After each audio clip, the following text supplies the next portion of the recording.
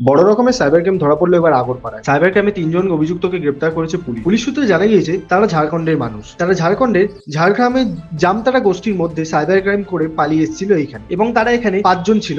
৩ মাস ধরে এই ঘর ভাড়া নিয়ে থাকছিল। পরবর্তীকালে ঝাড়গ্রাম থানা পুলিশ তদন্ত করতে এসে এই বাড়ির ঠিকানায় পৌঁছায় এবং বাড়ির মালিককে তাদের ছবি দেখালে তাদের বাড়ির মালিক চিহ্নিত করে। সঙ্গে সঙ্গে ঝাড়গ্রাম থানার পুলিশ সেই বাড়িতে ঢুকতে গেলে এলাকার লোকেরা তাদের আটকে দেয়। পরে খড়দা থানা থেকে পুলিশ এসে তাদের সহযোগিতায় সেই ৫ জনকে গ্রেপ্তার করা হয়। এর মধ্যে ২ জন অভিযুক্ত পালিয়ে যায় সেখান থেকে। তাদের গ্রেপ্তারের পর তাদের বাড়ি থেকে প্রচুর মোবাইল এবং অন্যান্য লুকোনো নথিপত্র পাওয়া যায়। পরবর্তীকালে পুলিশ জানায় যাকে তাকে ঘর ভাড়া না দিতে কখন কারা কি করছে ঘরের মধ্যে ঢোকে তা ঠিক করা যায় না।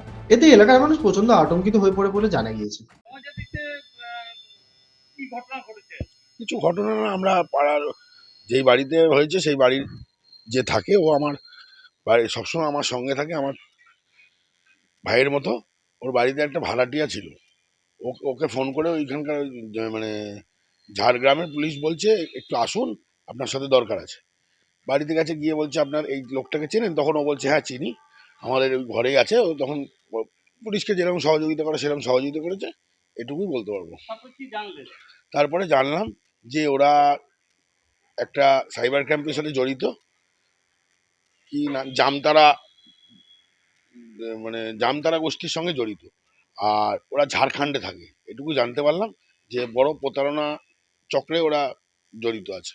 কজন ছিল ভাড়া নিয়ে? ওরা ভাড়া নিয়ে ৫ জন ছিল। ৩ জন চলে গেছে, ২ জন ছিল।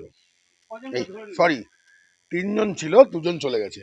কজন? ৩ জনকে ধরে নিয়ে গেছে কারা ধরে নিয়ে গেল?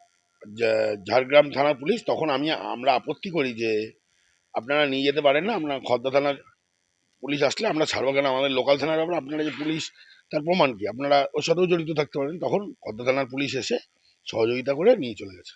কত থানা পুলিশ সহায়তায় ঝাড়গ্রাম নিয়ে গেছে? ঝাড়গ্রাম নিয়ে গেছে কিনা, কোথায় নিয়ে গেছে, খর্দা থানায় নিয়ে গেছে। কেন সিজার লিস্ট করবে, তারপরে ছাড়বে।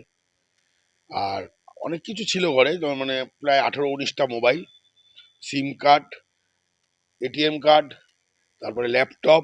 এগুলো আমরা দেখেছি, আমরা ফটো তুলতে গেছিলাম, আমাদের ফটো তুলতে দেয়নি। পুলিশ কি এগুলো সিজ করেছে?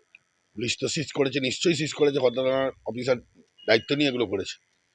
আর কিছু ঘরে অনেক কিছু জিনিসপত্র ছিল, কিন্তু ওরা নাকি ১০-১২ দিন আগে রাত্রেবেলা ১:৩০টার সময় আশেপাশের লোক মানে বলছে যে পেটি পেটি করে অনেক মাল নিয়ে গেছে।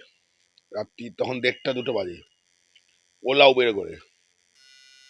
কতটা আতঙ্ক এই যখন ধরে এখন আপনারা বুঝতে পারছেন যে কেমন আতঙ্কে থাকি। এখন ঘর ভাড়া দেওয়া লোক, বোঝা যাচ্ছে না কি হবে। আমার মতে, আমাদের মতে বলে একটা যে এখন ঘর ভাড়া দিলে থানায় ইয়ে করুক, আর পাড়ার লোকের একটা ফ্ল্যাটে যে ভাড়া দিয়ে দিচ্ছে, লোকে থাকছে অন্য জায়গায়, এখানে ভাড়া দিয়ে দিচ্ছে ১০,০০০ ১৫,০০০ ভাড়া পাচ্ছে, কিন্তু আগে বিবেচনা করে দেওয়া উচিত আর প্রশাসনকে জানিয়ে দেওয়া উচিত। এটুকুই বলবো, নাহলে আতঙ্ক আরো বাড়বে, কমবে না। বা কোথা থেকে এসছে, কোথায় এসে থাকছে, কোথায় প্রতারণা করছে।